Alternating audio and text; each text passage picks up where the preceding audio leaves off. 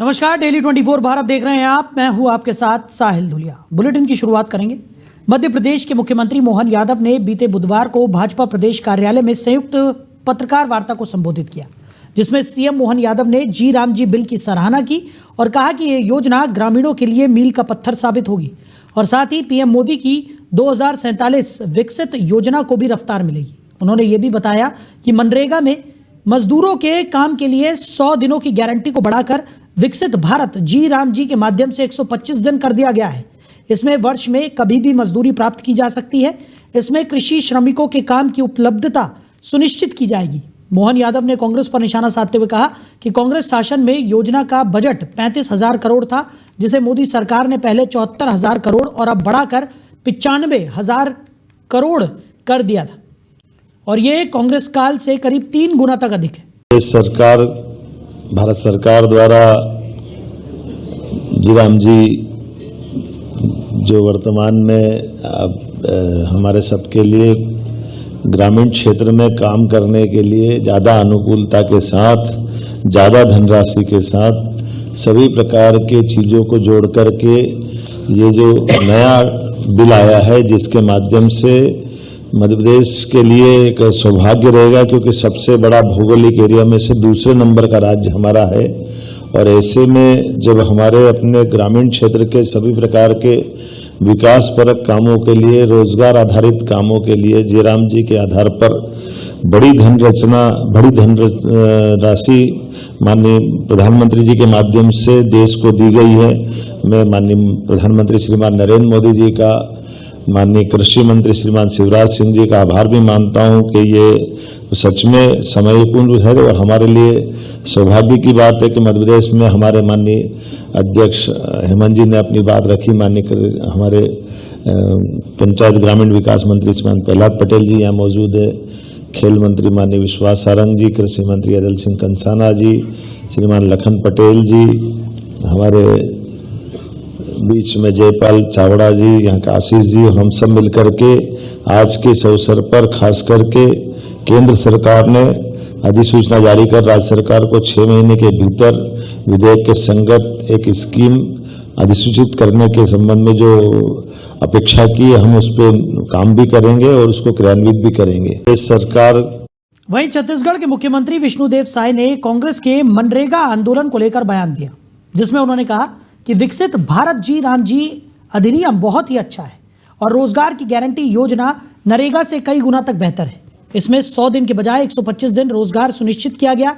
इसमें भुगतान भी सुनिश्चित किया गया है और कहा कि क्योंकि ये देश कृषि प्रधान देश है, तो इस योजना के तहत खेती के संबंध में 2 महीनों में छुट्टी भी मिलेगी जब कटाई और बुआई का समय होगा और उस समय श्रमिकों को कृषि मजदूरी भी मिलेगी। देखिए, विकसित भारत जी राम जी अधिनियम बहुत अच्छा है।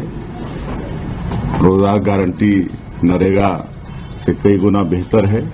इसमें एक तो 100 दिन के बजाय 125 दिन रोजगार निश्चित किया गया है। इसमें ज्यादा लोगों को काम भी मिलेगा, मजदूरी भी मिलेगी और इसमें भुगतान भी निश्चित किया गया है।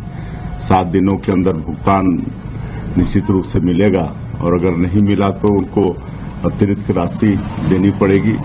और चूंकि ये देश कृषि प्रधान देश है, छत्तीसगढ़ भी धान का कटोरा है और 2 महीने इसमें छुट्टी भी रहेगी। जब किसानों का काम का पीक सीजन होगा, बुआई का और कटाई का, उस समय 2 महीने की छुट्टी रहेगी और उस समय इनको कृषि मजदूरी मिलेगी। तो इस तरह से किसानों को भी कोई परेशानी नहीं होगी।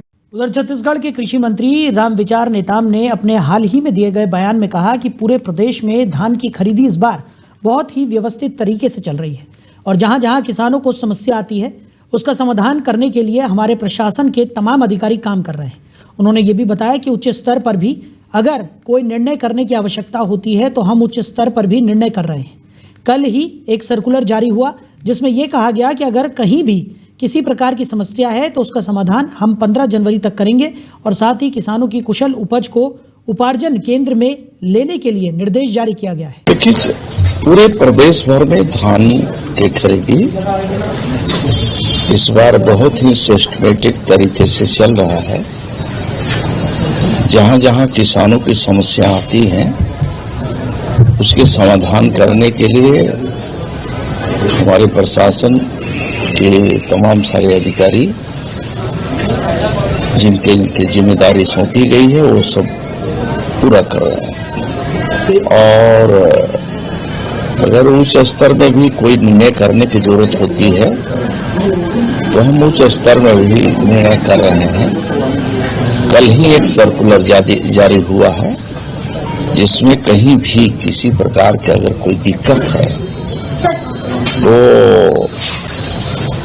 उन सभी का समाधान करने के लिए आगामी 15 जनवरी तक उसे ठीक करके किसानों का जो सही उपज है उसे उपार्जन केंद्र तक लेने के लिए उनका धान बिक सके, इस प्रकार का निर्देश जारी किया गया है। देखिए पूरे प्रदेश भर में धान के खरीदी। उधर ऑल इंडिया महिला कांग्रेस ने भागीरथपुरा में एक बड़ा कैंडल मार्च निकाला। ये कैंडल मार्च दूषित पानी से बढ़ती हुई मौतों को लेकर निकाला गया। मार्च के जरिए उन लोगों को श्रद्धांजलि दी गई जिनकी मौत दूषित पानी पीने की वजह से हुई। इस पर कांग्रेस नेता संतोष कसाना ने मीडिया से बातचीत में कहा कि ये मार्च सभी मरने वालों की याद में निकाला गया है और साथ ही राज्य सरकार की असफलता को भी उजागर करने के लिए है। इंदौर के जिला कलेक्टर शिवम वर्मा ने बीते बुधवार को बताया कि जिले की सभी पाइपलाइनों और बोरवेल्स का निरीक्षण भी किया जा रहा है। इसी के साथ सीएम मोहन यादव ने दिए गए निर्देश का पालन करते हुए सभी प्रभावित परिवारों को 2 लाख की आर्थिक सहायता और घायलों को मुफ्त में इलाज देने की बात भी कही। इसी को देखते हुए पूरे शहर में लगातार दहशत भी फैली हुई है। खबर पर ज़्यादा जानकारी के साथ हमारे ब्यूरो चीफ समीर अवस्थी हमारे साथ जुड़ गए।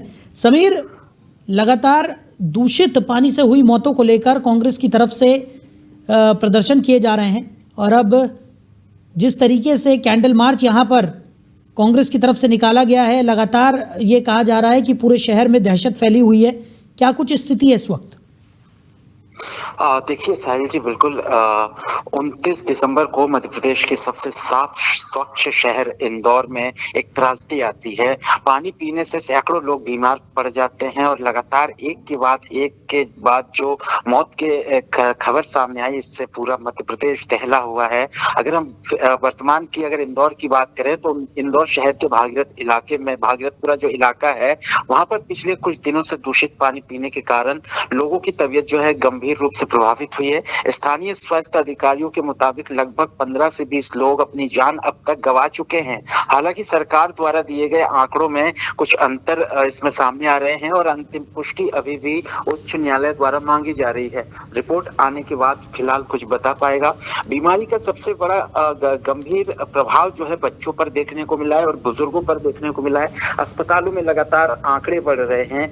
इस दौरान जब स्थानीय जो कैबिनेट मंत्री कैलाश विजयवर्गीय से पत्रकारों ने सवाल किया था कि लगातार हमारे लोग मर रहे हैं, इस पर क्या कुछ कहेंगे आप? उन्होंने जिस तरीके से जवाब दिया वो जवाब जो है बहुत ही शर्मनाक था पूरे प्रदेश के लिए, देश के लिए। एक तरफ आम लोगों की मौत हो रही है और दूसरी तरफ सत्ता में बैठे जो जिम्मेदार हैं, नेता हैं, वो इस तरीके का बयानबाजी कर रहे हैं।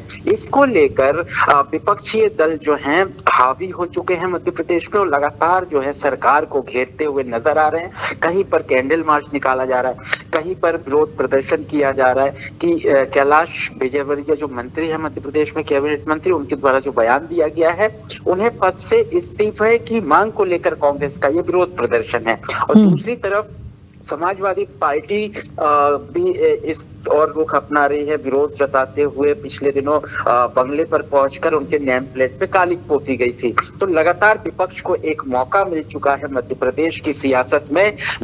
इंदौर के इस घटना के बाद लगातार देखा जा रहा है प्रदेश के कई जिलों में, चाहे छतरपुर हो, जबलपुर हो, उज्जैन, ग्वालियर, रीवा, हर जगह कांग्रेस का जो जिला पदाधिकारी हैं, कार्यकर्ता हैं, वो लगातार जो है विरोध दर्ज कर रहे हैं। इस दौरान पुलिस और कार्यकर्ताओं के बीच में झूमा झटकी भी देखने को मिल रहा है। लगातार विरोध के दौरान कई जगह तो जो पानी के फव्वारे भी दिए गए हैं कार्यकर्ताओं पर, लेकिन जो है जो कि मध्य प्रदेश का इंदौर शहर देश दुनिया में जाना जाता है और 7 बार का अवार्ड ले चुका है स्वच्छ भारत मिशन के तहत। ऐसे में एक बड़ा मौका मिला है मध्य प्रदेश में विपक्षी दलों को, जिसके लिए लगातार जो है सरकार को और सरकार के मंत्रियों को जो बयानबाजी जिस तरीके से दे रहे हैं, उनको बर्खास्त करने के लिए, पद से इस्तीफा देने के लिए वो ये मांग कर रहे हैं। साहिल जी। बिल्कुल समीर, और जिस तरीके से हम तस्वीरें भी देख रहे हैं, क्योंकि कांग्रेस की जो महिला विंग है उनकी तरफ से कैंडल मार्च निकाला गया है और लगातार ये कहा जा रहा है कि सरकार अपना काम ठीक तरीके से नहीं कर रही है। हालांकि सरकार की तरफ से लगातार इस बात को दोहराया जा रहा है कि जांच पड़ताल की जा रही है, जो भी दोषी है उनके खिलाफ सख्त से सख्त कार्रवाई भी यहाँ पर की जा रही है, लेकिन उसके बावजूद कांग्रेस, जैसा कि आपने भी जिक्र किया कि कहीं ना कहीं एक बड़ा मौका यहाँ पर विपक्षी दलों को मिल गया है और यही वजह है कि इस पूरे मामले को ज़्यादा भुनाया जा रहा है। जिस तरीके से हम लगातार देख रहे हैं कि अलग अलग जगहों पर प्रोटेस्ट हो रहे हैं, कहीं कैंडल मार्च निकाला जा रहा है तो कहीं नारेबाजियां हमने देखी, इस्तीफे की मांग भी यहाँ पर की जा रही है। और अभी फिलहाल अगर बात की जाए तो काफ़ी ज़्यादा माहौल गरमाया हुआ है इस पूरे विषय पर। देखिए बिल्कुल साहिल जी, सरकार जो मध्य प्रदेश सरकार है, सरकार ने प्रभावित परिवारों के लिए मुआवजा देने की घोषणाएं भी की और कई ऐसी जानकारी है कि कई परिवारों को 2-2 लाख रुपए का मुआवजा भी दिया जा चुका है। इसके अलावा अधिकारियों के खिलाफ भी कड़ी कार्रवाई की गई है। जो इंदौर नगर निगम के जो कमिश्नर हैं उनको बर्खास्त किया गया है, कई अधिकारियों को निलंबित किया गया है। इस मामले में मध्य प्रदेश उच्च न्यायालय में एक रिपोर्ट पेश की गई थी। मध्य प्रदेश जो उच्च न्यायालय है, राज्य सरकार की कार्रवाई की समीक्षा करते हुए उन्होंने मुख्य सचिव को तलब भी किया है और लंबे समय तक सुरक्षित जल आपूर्ति सुनिश्चित करने के लिए तत्काल प्रभाव से निर्देश दिए हैं। और साथ ही साथ देखा जा रहा है साहिल जी कि जो स्थानीय लोग हैं, जो भागीरथपुरा इलाका है, यहाँ पर लोग अभी भी डरे हुए हैं पानी पीने को लेकर।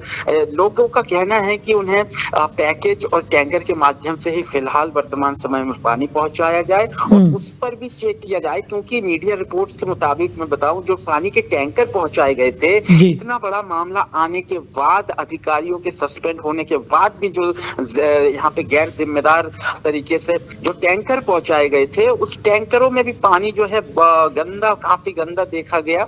इसके बाद लोग लगातार विरोध करते रहे कि दूषित पानी से जो आम लोगों की मौत हुई है, अब ये पानी चेंज किया जाए और साफ और स्वच्छ पानी जो है हर घर पहुंचाया जाए टंकी के माध्यम से। जी जी।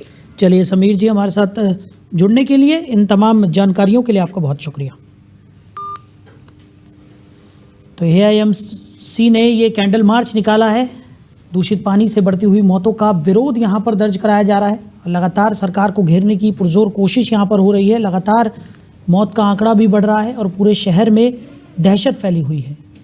तो मध्य प्रदेश में कड़ाके की ठंड का प्रकोप लगातार बढ़ता नजर आ रहा है और नवंबर के महीने से ही कड़ाके की ठंड का दौर शुरू हो गया था और ये सिलसिला आपको बता दें कि नीना के सक्रिय होने की वजह से हुआ है। इस बार की ठंड ने बीते साल के सभी रिकॉर्ड तोड़ दिए हैं, लेकिन राहत की बात यह है कि मौसम विभाग ने प्रदेश में जल्द ही शीतलहर से राहत की बात भी कही है।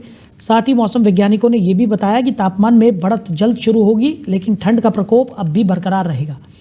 पूर्वी मध्य प्रदेश के उमरिया और शहडोल जिलों में आने वाले 2 दिनों तक शीतलहर का येलो अलर्ट जारी किया गया है। वहीं छत्तीसगढ़ के बलरामपुर में एक दर्दनाक सड़क हादसे की खबर सामने आई है, जहां स्कूल जा रही एक छात्रा को बस ने पीछे से टक्कर मार दी। टक्कर इतनी भयानक थी कि छात्रा 100 मीटर की दूरी पर जा गिरी। हादसे में छात्रा को कई गंभीर चोटें भी आई। बस ड्राइवर की पहचान रशीद के नाम से हुई।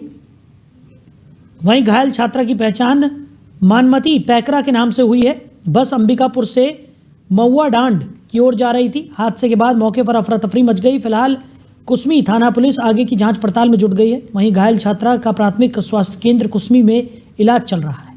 उधर धमतरी जिले में अब शराब पीकर वाहन चलाने वालों पर पुलिस तेजी से शिकंजा कस रही है। एसपी ने यातायात पुलिस को ऐसे वाहन चालकों पर सख्त कार्रवाई के निर्देश दिए हैं, जिस पर कार्रवाई करते हुए यातायात पुलिस ने 2 दिनों में 12 वाहनों को जब्त किया। गौरतलब है कि बीते साल जिले में हुई सड़क हादसों में 67% मौतें मोटरसाइकिल सवारों की हुई हैं, जिसको लेकर धमतरी पुलिस गंभीर है। बता दें कि धमतरी पुलिस सड़क सुरक्षा महीना चला रही है, जिसके तहत यातायात पुलिस विभिन्न तरह के जागरूकता अभियान चलाकर लोगों को जागरूक कर रहे हैं। वहीं यातायात पुलिस शाम होते ही सड़कों में उतरकर एल्कोमीटर से वाहन चालकों की जांच भी कर रहे हैं। शराब पीकर वाहन चलाने वालों पर कार्रवाई करते हुए उनके वाहनों को जब्त किया जा रहा है। धमतरी एसपी ने बताया कि अधिकांश सड़क हादसे शराब पीकर वाहन चलाने के कारण हो रहे हैं। साथ ही मोटरसाइकिल चालकों द्वारा हेलमेट का भी उपयोग नहीं किया जा रहा है, जिससे कई लोगों की अकाल मौत भी हो रही है, जिसे लेकर एसपी ने लोगों को यातायात नियमों का पालन करने की हिदायत दी और उनसे अपील भी की। जैसा कि आपको विदित है कि अभी सड़क सुरक्षा माह चल रहा है, उस क्रम में हम लोग बहुत तरह के आयोजन भी कर रहे हैं। पीछे मीटिंग में सड़क दुर्घटनाओं की समीक्षा करने पे ये पाया गया कि जिले में यदि 100 दुर्घटनाएं हो रही हैं तो उसमें ज़्यादातर दुर्घटनाएं मोटरसाइकिल सवारों की हो रही हैं और 100 में से 67% मृत्यु 67% मृत्यु जो है ये मोटर बाइक सवारों की हो रही है। एक और एनालिसिस करने पे ये पाया गया कि आधी मृत्यु शाम को 6 से रात के 12 बजे के बीच हो रही है। इससे कुछ एक निष्कर्ष निकाले जाने स्वाभाविक हैं कि लोग नशे में भी वाहन चला रहे हैं, पहला। दूसरा, लोग हेलमेट का प्रयोग कम कर रहे हैं। तो प्रायः ऐसा देखा गया है कि भारी दुर्घटना में भी यदि हेलमेट पहने रहता है व्यक्ति तो वो बच जाता है। इसी के विपरीत अगर सामान्य दुर्घटना भी होती है, हेलमेट पहले नहीं रहता है व्यक्ति, तो वो असमय काल कवलित हो जाता है। तो इन्हीं बिंदुओं को ध्यान में रखते हुए ट्रैफिक पुलिस को निर्देशित किया गया है। एक और आंकड़ा है कि हमारे यहाँ नेशनल हाईवे पे 21% दुर्घटनाएं हुई हैं। उधर शक्ति जिले के नवापारा में किसानों ने मालक रौदा एसडीएम से शिकायत की। किसानों ने मंडी अध्यक्ष बोधीराम चंद्रा और खरीदी प्रभारी पर बड़ा आरोप लगाते हुए कहा कि धान खरीदी केंद्र में किसानों को धान बेच रहे प्रभारी किसानों के ही धान को निकाल कर किसानों को ही धान बेच रहे हैं। वीडियो में साफ दिखाई दे रहा है कि किस तरह किसानों के धान से ही धान खरीदी प्रभारी धान निकाल रहा है। शिकायत पर मालक रौदा एसडीएम ने किसानों को भरोसा दिलाया कि जल्द मामले की जांच की जाएगी और मामले में उचित कार्रवाई भी की जाएगी। और मैं बीते दिनों में धान बेचा। यहाँ का प्रभारी बरसाती चंद्र जी हैं, जिन्होंने मेरे धान की वजन शासन के अनुसार 40,700 लेना है, उससे अधिकतम धान वजन लिया 41,700 800 करके लिया। और जिसका उसके पश्चात और अन्य किसानों के मेरे पास वीडियो हैं जिनमें उन्होंने अधिकतम धान वजन लिया, जिसका 41,400 500 करके लिया। और साथ ही साथ मेरे पास मेरे ही धान का कटोरा से निकाल कर उसको अलग से बोरी में डाल के सिलाई करके कर रहे हैं पैक, उसका भी मेरे पास वीडियो है। और मैं किसानों को इस चैनल से माध्यम से संदेश देना चाहता हूं कि आप डराए नहीं, ऐसे विरोध करें। आपके साथ ऐसा गलत हो रहा है तो आप विरोध करें। चाहूँ कि जो कि बेचते समय मुझसे 41,500 का तौल लिया गया और मेरे धान मेरे से कम हो रहा था, तो मैंने कई किसानों से धान मांगा कि धान नहीं होने के कारण मैं मंडी में मेरा पर्ची जो है खाली ही जा रहा था। तो उसने कहा कि 5 कट्टी आपका धान नहीं होने के कारण आपके खाली जा रहा है, तो आप मुझसे जो है पर कट्टी 1000 के रेट से आप मुझको पैसे दे दीजिएगा, तो अब मैं आपका धान चढ़ा दूंगा। तो मैंने उनको 5,000 पैसे दिया कि वो मुझको धान दे करके, तो उसने मेरा धान चढ़ा दिया। जिस बात को मैंने उनका मतलब वीडियो भी बनाए हुए हैं। और मेरे वहीं राजीव गांधी प्रौद्योगिकी विश्वविद्यालय के छात्रों के बीच मारपीट का एक वीडियो सामने आया। वीडियो एमबीबीएस के 3rd ईयर के छात्र अमन त्रिपाठी का है, जिसमें साफ दिखाई दे रहा है कि किस तरह आरजीपीवी के छात्र अश्विनी श्रीवास्तव और उसके साथियों ने मारपीट की। मारपीट के दौरान कई छात्रों के सिर पर गंभीर चोटें भी आई। ऐसा माना जा रहा है कि छात्र नशे की हालत में थे, जिसकी वजह से मामला काफ़ी बढ़ गया। फिलहाल गांधीनगर पुलिस मामले की जांच में जुट गई है और जल्द आरोपियों के खिलाफ उचित कार्रवाई की जाएगी। वहीं इंदौर के भागीरथपुरा क्षेत्र में दूषित जल के कारण हुई मौतों के मामले को लेकर सियासत लगातार गर्माती नजर आ रही है। समाजवादी पार्टी ने इस मुद्दे पर उग्र आंदोलन की चेतावनी दी। शुक्रवार को प्रदेश कार्यालय भोपाल में आयोजित प्रेस वार्ता में समाजवादी पार्टी के प्रदेश अध्यक्ष मनोज यादव ने घोषणा की कि 10 जनवरी को इंदौर में प्रदेश व्यापी आंदोलन किया जाएगा। इस दौरान मंत्री कैलाश विजयवर्गीय के इंदौर स्थित बंगले का घेराव कर उनके इस्तीफे की मांग की जाएगी। मनोज यादव ने बताया कि इस आंदोलन में प्रदेश भर से हजारों कार्यकर्ता शामिल होंगे। उन्होंने आरोप लगाया कि अब तक दूषित पानी पीने से इंदौर में 20 लोगों की मौत हो चुकी है, लेकिन प्रशासन वास्तविक आंकड़ों को छुपाने का काम कर रहा है। उन्होंने कहा कि सपा कार्यकर्ता मृतकों के परिजनों से मिलने उनके घर जाएंगे और उन्हें सांत्वना देंगे। साथ ही मनोज यादव ने यह भी कहा कि मृतकों के परिवारों को 1-1 करोड़ रुपए का मुआवजा दिया जाएगा। परिवार के एक सदस्य को सरकारी नौकरी दी जाएगी और इस मामले में दोषियों के खिलाफ गैर इरादतन हत्या का प्रकरण भी दर्ज किया जाए। उन्होंने चेतावनी दी कि अगर सरकार ने मांगे नहीं मानी तो आंदोलन और तेज किया जाएगा। बहुत ही गंभीर विषय पर रखी गई है, क्योंकि लगातार मध्य प्रदेश में भारतीय जनता पार्टी की सरकार जो जानें ले रही है, भागीरथपुरा में अभी तक दूषित पानी के कारण 20 जानें जा चुकी हैं। सरकार इस डेटा को छिपा रही है। साथ में जो आज एक पत्रकार ने सवाल पूछा मुख्यमंत्री जी से, तो वो उस सवाल को टाल गए। इनके नगरीय प्रशासन मंत्री कैलाश विजयवर्गीय बार बार उल्टे सीधे बयान देते हैं, फोकट के सवाल और घंटा जैसी बातें करते हैं। समाजवादी पार्टी जनहित के मुद्दों को लेके, जो पीड़ित हैं 20 लोग जिनकी जान जा चुकी है, उनकी मांग को लगातार उठा रही है कि उनके परिवार को 1-1 करोड़ रुपए का मुआवजा मिलना चाहिए, साथ में एक व्यक्ति को सरकारी नौकरी मिलनी चाहिए, और जो क्रिटिकल आईसीयू में हैं उनको 5-5 लाख रुपए सरकार तत्काल प्रभाव से उनके परिवार को दे, और इलाज फ्री में सभी का अच्छे इलाज की व्यवस्था की जाए, क्योंकि कुछ इलाज में भी खामियां पाई जा रही हैं। वहाँ जो सुनने में आया है, पार्टी के लोग भी गए थे, जो पीड़ित लोग हैं उनसे मिले, तो इलाज भी लोगों का अच्छे से नहीं किया जा रहा है। वहीं बढ़ते सड़क हादसों को देखते हुए जिला कलेक्टर सोमेश मिश्रा ने जनता से अपील की। उन्होंने कहा कि सड़क पर चलने वाला हर व्यक्ति यातायात नियमों का पालन करे, क्योंकि छोटी सी लापरवाही भी बड़े हादसे का कारण बन सकती है। इसलिए हेलमेट और सीट बेल्ट का उपयोग जरूर करें, तेज गति से बचाव और मोबाइल का प्रयोग न करना और निर्धारित नियमों का पालन सख्ती से करने को कहा। सोमेश मिश्रा ने यह भी कहा कि जीवन अनमोल है, इसे सुरक्षित रखना हम सभी की जिम्मेदारी है। नियमों का पालन कर न केवल अपना बल्कि दूसरों का जीवन भी सुरक्षित रखें। जैसा कि आप सभी जानते हैं कि नववर्ष प्रारंभ हो गया है और 1 तारीख को सुप्रीम कोर्ट के अंतर्गत सड़क सुरक्षा जो कमेटी है उसके माननीय जस्टिस साहब आए थे और उन्होंने जिले की सड़क दुर्घटना संबंधित समीक्षा की थी। उसमें ये संज्ञान में आया है कि पिछले वर्ष की तुलना में इस वर्ष सड़क से जो संबंधित दुर्घटनाओं में मृत्यु हुई है उसके आंकड़े बढ़े हैं, और इस को हम उन आंकड़ों को कम करने के लिए एक जागरूकता प्रयास कर रहे हैं, जागरूकता का। इसी तारतम्य में आज वाहन रैली के माध्यम से सड़क सुरक्षा में कि 2 व्हीलर में हेलमेट लगाया जाना कितना जरूरी है, इसकी एक रैली निकाली गई है। और इस का पूरा उद्देश्य यही है कि आपने ये भी देखा होगा कि जब रैली निकल रही थी उस दौरान कई सड़कों से वाहन क्रॉस हो रहे थे, तो 95% से अधिक लोगों ने हेलमेट नहीं पहन रखे थे। तो अभी जनवरी में हम एक जागरूकता अभियान चला रहे हैं और ये जागरूकता अभियान हम 26 जनवरी तक चलाएंगे, और उसके पश्चात हम दंडात्मक कार्रवाई भी करेंगे। और प्रयास रहेगा कि सरकार जहां स्वच्छ भारत अभियान, बेटी बचाओ बेटी पढ़ाओ का नारा बुलंद कर रही है, वहीं पर कुछ दिन पहले दूषित पानी से इंदौर में लगभग 15 मौतें हुई थी। ऐसा ही मामला सीहोर के शासकीय doctor Bhimrao Ambedkar ITI college के छात्रावास से सामने आया। तस्वीरें इन दावों की पोल खोलती नजर आ रही हैं। हॉस्टल में रहने वाली छात्राओं को दूषित और इल्ली वाला भोजन, बदबूदार गंदा पानी और मूलभूत सुविधाओं की भारी कमी का सामना करना पड़ रहा है। छात्राओं के आरोप बेहद गंभीर हैं। उनका कहना है कि कई बार भोजन में इल्ली और कॉकरोच निकल चुके हैं, इससे उनकी सेहत पर सीधा खतरा मंडरा रहा है। इसके बावजूद जिम्मेदार अधिकारियों ने अब तक कोई ठोस कदम नहीं उठाया। हॉस्टल के वाटर कूलर महीनों से साफ नहीं किए गए, जिसके कारण छात्राओं को बदबूदार और दूषित पानी पीने के लिए मजबूर होना पड़ रहा है। हॉस्टल की अव्यवस्थाएं यहीं खत्म नहीं होती। कड़ाके की ठंड के बावजूद गर्म पानी की कोई व्यवस्था नहीं है। छात्राएं मजबूरी में ठंडे पानी से नहाने के लिए मजबूर हैं।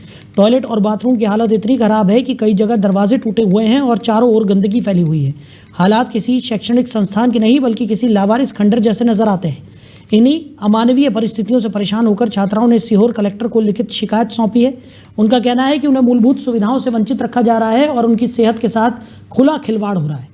वहीं इस पूरे मामले पर कॉलेज प्राचार्य ने व्यवस्थाएं सुधारने का आश्वासन जरूर दिया है, लेकिन सवाल यही है कि क्या सिर्फ आश्वासन काफ़ी है या किसी घटना होने का इंतजार किया जा रहा है।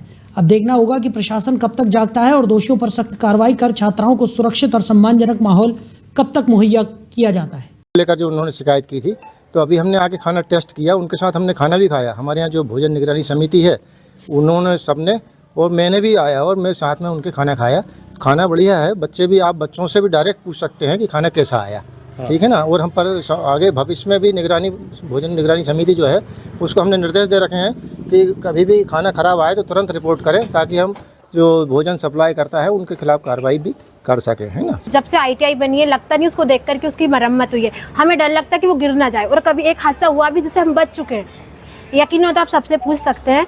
बाकी और खाने में इल्लियाँ निकलती हैं, हम ऐसा खाना खाते हैं सर, कोई खाकर दिखाए ऐसा खाना, हम लोग वो खाना खाते हैं। और वाटर कूलर की आप हालत देखेंगे ना तो आप खुद कहेंगे कैसा पानी पीते हैं। इंदौर में जो हादसे हो रहे हैं ना, हम मुझसे भी वही वाले, आप देखना हमारे वाटर कूलर को खाने में कीड़े निकलते हैं और कीड़े की वजह से मुझे प्रॉब्लम हुई थी। मैं 5 दिन तक हॉस्पिटल में एडमिट थी। उस चीज़ से भी क्या बोलते तो किसी को कोई फ़र्क नहीं पड़ा। प्रिंसिपल को बोला, प्रिंसिपल ने डायरेक्ट मना किया। प्रिंसिपल के पास जाते हैं तो प्रिंसिपल डायरेक्ट भगा देते हैं। तो हमारे सर लोग बोलते हैं कि तुम बाहर से खरीद लो, क्या लाइब्रेरी में उपलब्ध नहीं। कम से कम 5 से 10 साल पुराना सिलेबस है। कम से कम लड़कियां जब हमेशा न्यू ईयर न्यू एडमिशन अगर लेती है तो कम से कम पढ़ने की चीज़ें तो ठीक होनी चाहिए। मैं फैशन डिज़ाइनर के छात्र हूँ। वहाँ पर जो सिलाई मशीन से होती है कम से कम 4 साल से खराब थी। हमारे कई बार प्रयास करने पर उन्हें ठीक किए। लेकर जो उन्होंने शिकायत की थी तो अभी हमने आके खाना टेस्ट किया, उनके साथ हमने खाना भी खाया। हमारे यहाँ जो भोजन निगरानी समिति है उन्होंने सबने और मैंने भी आया और तो फिलहाल इस बुलेटिन में मेरे साथ इतना ही। आप बने रहिए। नमस्कार।